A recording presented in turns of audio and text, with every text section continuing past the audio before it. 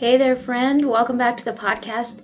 Today, we are tackling something every leader faces, and that is leading through change. If you've ever felt the weight of managing a transition, whether it's a company-wide shift, a restructuring, or even just rolling out a new process, you know that it can feel like walking on tightrope. Maybe you've seen your team struggle with uncertainty, frustration, or even resistance. Maybe you've even felt a little of that yourself because let's be real, change can be very, very hard. I know. I've been there, and pretty much on a regular basis, I am there, leading a team through a big change, a small change, knowing it's necessary, but feeling that uphill battle of trying to get buy-in. There have been times I thought, why isn't everyone just trusting the process? And then I realized trust doesn't just happen automatically.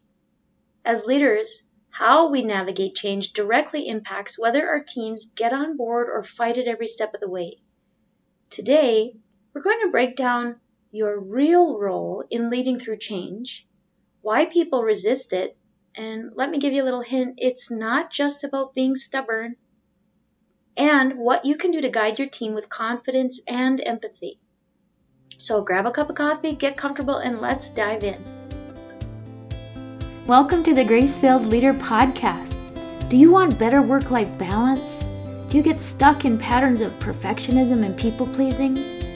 Have you always been an overachiever but never really felt good enough, no matter how much outward success you achieve?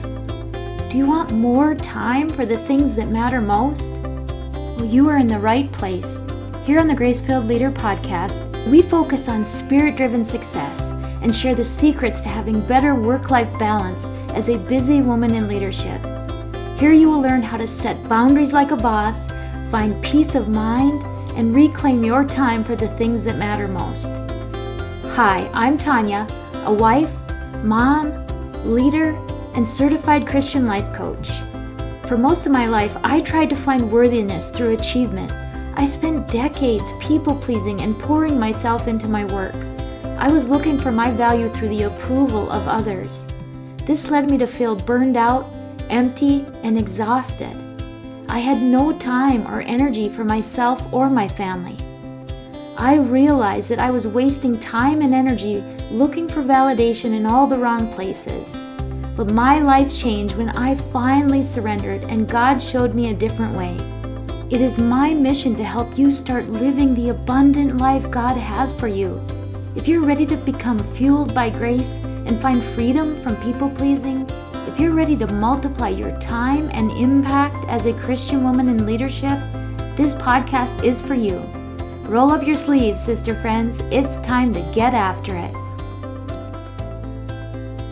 Change can make or break a team, and the difference often comes down to leadership.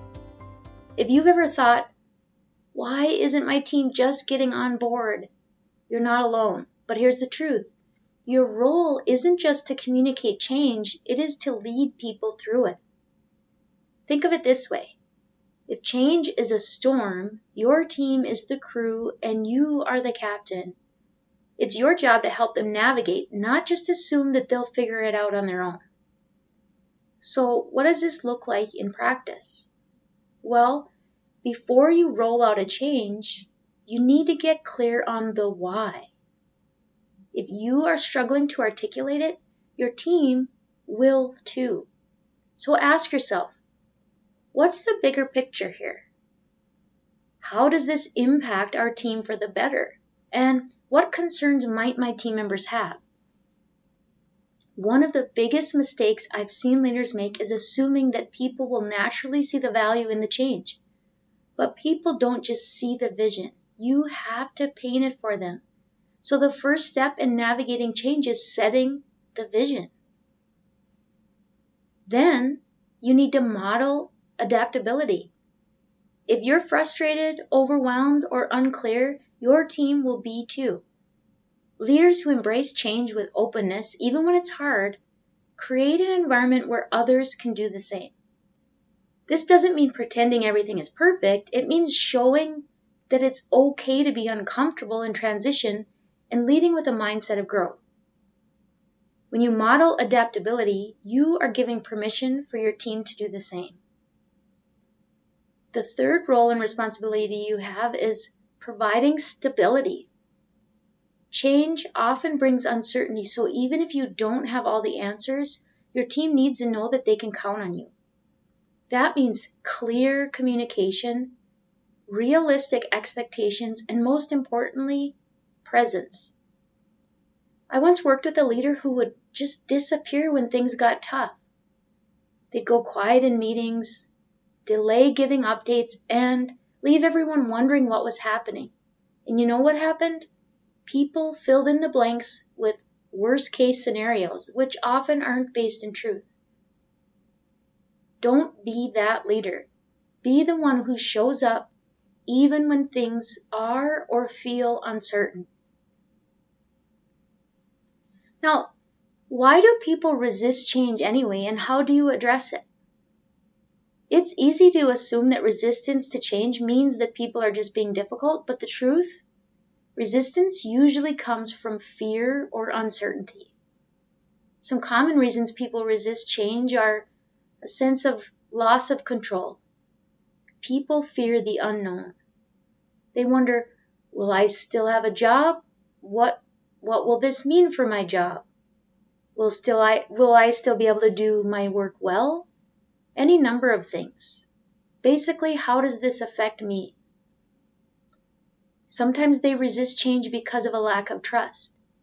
If leadership hasn't been transparent in the past, people may assume the worst and that they won't be transparent or trustworthy going forward. They may have a fear of failure. What if I can't do this new thing? What if I'm not as valuable in this new setup? Or they may have past negative experiences. If a previous change failed in trying to implement it, they may be skeptical about this one. So how do we as leaders help our teams move through resistance? Well, first, we have to acknowledge emotions. Instead of dismissing resistance, get curious. And getting curious is helpful in so many ways as a leader. Ask, what are the biggest concerns? What do you need to feel confident in this change? When people feel heard, they're more likely to engage with the change rather than fight it. I found that even a 5-minute conversation where someone can voice their frustrations can make a world of difference, just getting it out. Another key is to communicate early and often. Silence breeds fear. Even if you don't have any or all the answers, let your team know what you do know and what you are still trying to figure out. Another key is to involve your team in the process as much as you can. People support what they help create. If you can give your team some ownership over the change, even in small ways, you will get far more buy-in. All right, let's talk about practical application. How can you actively lead your team through change? First, create a clear roadmap. Don't just announce the change. Lay it out step by step. Answer these questions. What is happening? When is it happening? And what support will be provided? Number 2, over-communicate. And then communicate again and again. A single email or a single meeting won't cut it. People need repetition to process change. Third, you need to celebrate the small wins. Change fatigue is a real thing. Look for ways to acknowledge process and progress along the way, whether it's a quick shout out in a meeting or maybe a little team lunch to mark a milestone in the path toward completion of the change. Finally, support your team emotionally. If you sense frustration, don't just power through. Take a pause and check in. A simple, how are you doing with all of this, can go a long way. Folks, leading through change is tough, but it's also one of the most important things you'll do as a leader. And you don't have to do it perfectly, but you do have to show up. So as you navigate change in your own leadership, remember, your team needs clarity, consistency, and reassurance. Remember that resistance usually comes from fear, so meet it with understanding. And this is huge. Communication is everything. And above all, trust the process.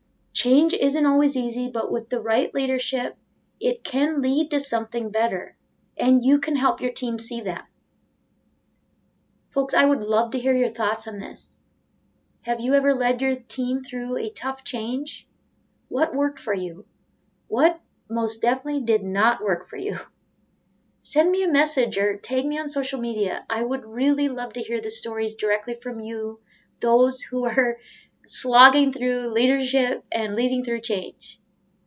And until next time, keep leading with heart and courage. And as always, I pray that the Lord fills you with gratitude, His peace, and His amazing grace. I pray this episode blessed you, spoke to you, or encouraged you in some way.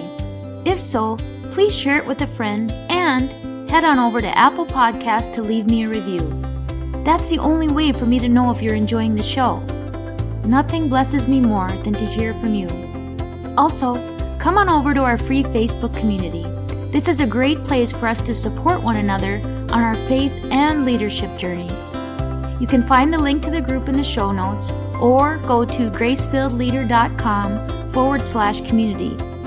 If you have questions or content ideas for the show, please send me a message on SpeakPipe or via email.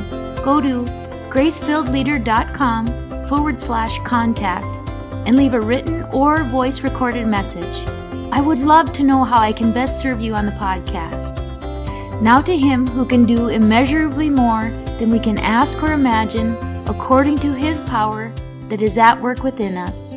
Ephesians 3, verse 20.